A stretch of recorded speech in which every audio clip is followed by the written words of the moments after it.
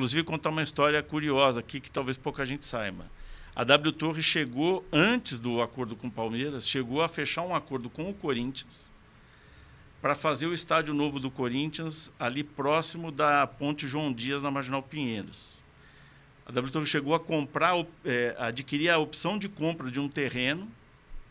E quando a área jurídica da W Torre estava analisando documentação do Corinthians, falaram, peraí, vocês não podem assinar esse acordo conosco sem a autorização do Kia, porque a empresa dele é que vocês fizeram o acordo lá, eles é que têm a preferência, na verdade, a exclusividade para construir o estádio. E aí os então dirigentes do Corinthians à época, eu não vou citar nomes porque eu não estava lá, mas eu ouvi isso do Walter Torre e de vários executivos da W Torre, eles falaram assim, não, mas não se preocupa com isso, que esse contrato aí nós não vamos cumprir. Aí eles falaram, mas você não vai cumprir esse contrato porque você vai cumprir o meu. Aí gerou uma insegurança enorme e desistiu-se do acordo. Foi numa época também que o presidente do Corinthians foi para Londres e ficou um tempo enorme lá e não voltava. Na época era o do Alibi, né? Eu acho que sim. E aí não tinha quem pagasse a conta do hotel. Enfim, uma situação bastante confusa lá. Eu não sabia disso. Isso gerou uma insegurança na W Torre. A W Torre recuou, mas o Walter ficou com essa... Ele tinha certeza do êxito que uma arena multiuso em São Paulo teria, né? O Walter era um visionário em muitas coisas do que ele fez, muito agressivo, né? Porque quando ele tinha certeza, ele tinha esse feeling, ele acelerava mesmo, né? E aí acabou que o Mansur, então, conhecia o pessoal da W Torre. Eu falei, eu sei quem quer fazer essa arena e pode fazer o acordo conosco. E aí o time capitaneado pelo Beluso transmitiu para a W Torre a segurança que eles não encontraram lá na interlocução com o Corinthians à época, né? E acabou que isso culminou na assinatura do contrato. A gente, como eu da área de marketing, não participei diretamente disso, mas a gente participou das campanhas de comunicação internas para convencer o conselho, né? E os sócios, né?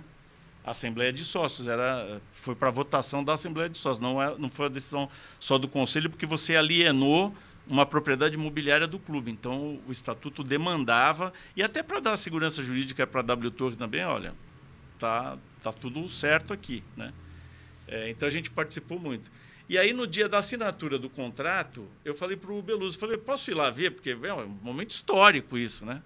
E foi num café da manhã na sede da W Torre.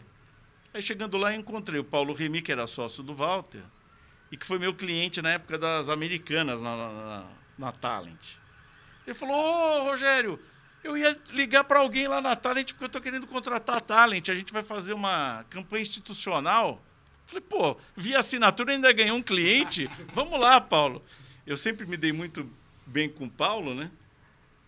A partir daí, eu levei a W Torre como cliente para a Talent, trabalhamos lá 1 ano e pouco, e, naturalmente, eu acabei virando um assessor deles nesse tema. Não só desse, porque tinha uma área, eles estavam constituindo uma área nova ali na W Torre, que era consumo e entretenimento. E nesse núcleo tinha o shopping JK Iguatemi, onde eles eram sócios do Iguatemi, mas a W Torre não tinha histórico de B2C, de relacionamento com o consumidor final. Eles faziam esses mega projetos, né? Negociavam com grandes empresas, contratos de 20 anos, 30 anos. Né? A coisa de vender no varejo, eles não tinham essa experiência.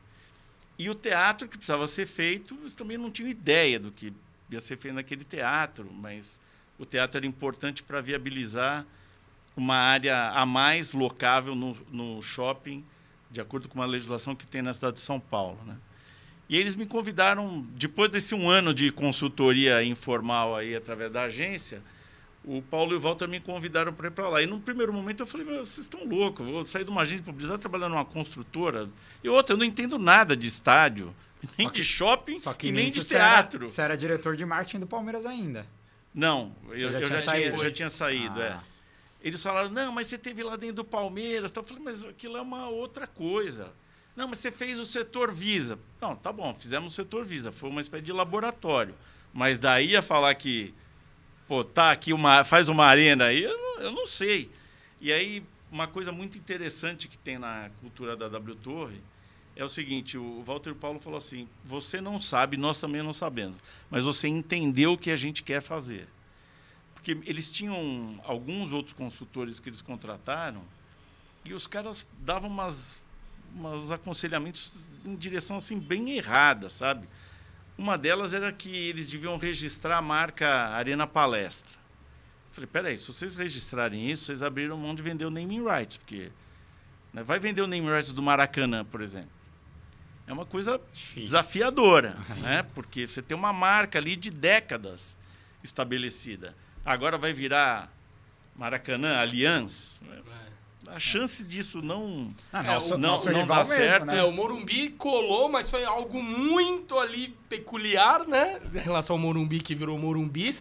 O próprio Atlético Paranaense já teve Kyocera Arena, já teve... Agora é Liga Arena. Né? Só que nunca cola mesmo, né? O Allianz colou mesmo. Você pega o Corinthians, cara, eles sofreram porque... E até hoje não pegou, porque todo mundo fala Itaquera, fala Itaquerão. Então, porque nasceu assim. Para você reverter depois, é um processo difícil. Ainda mais no Brasil, não hoje, mas 2012, 2011, a Globo, vocês lembram, não falavam a marca. Uhum. E vários veículos de comunicação iam na da Globo e também não falavam. Né? Falei, então, se vocês registrarem a Arena Palestra, tudo bem, vocês ganham uma marca, mas vocês não vão vender naming rights. Pô, mas foram os caras aqui que são os especialistas que recomendaram. Eu falei, não, mas, gente, Walter, Paulo, pensa. Se você deixar colar isso, como é que você põe outro nome? Esses caras aí não sabem nada, são os especialistas de merda. Ele falou, então você não sabe fazer, a gente também não sabe, mas você entendeu o que a gente quer fazer. E aí, durante o período da obra, a gente teve um tempo precioso para estudar esse negócio. Então, a gente foi visitar, não só eu, mas o time lá de engenharia, o time de tecnologia. A gente visitou juntos ali mais de 30 estádios no mundo. E arena indoor também. Porque essa coisa de fazer como foi feito aqui, que é um negócio que não existe no mundo, ter o show do Simply Red terminando 11h30 da noite e uma final de campeonato começando às 18h30, gente. Isso domingo, não tem estádio no mundo que faça isso. Não existe. Pega o Wembley, nem o Bernabéu com a nova tecnologia lá de sobe e desce gramado não faz, né? Não faz. Então, a gente foi visitar, inclusive, soluções não só de estádios, mas que poderiam ser adotadas pelo estádio para dar essa maximização da agenda, né? A ideia já era de ser uma arena multiuso, né? Sim, desde a largada. Era o projeto que eles tinham, que o Walter tinha imaginado lá atrás no acordo que ele tinha pensado ser possível fazer com o Corinthians. E ele não fez. Então ele tinha certeza disso. Ele brincava, o Walter falava assim, eu fui lá no show da Madonna no Morumbi, mas me falaram que era Madonna, mas eu não sei se era, estava tão longe, não dá para ver. Ele sempre dava esse exemplo. O Walter era uma figura muito engraçada. Então ele tinha certeza que São Paulo comportaria um equipamento como esse. E a gente teve esse período precioso para aprender mesmo. Vamos visitar, vamos pegar as melhores práticas. E essa coisa da cultura da W Torre de ninguém é dono da verdade aqui. Você tem uma solução melhor, nós vamos põe na mesa e nós vamos adotar, né?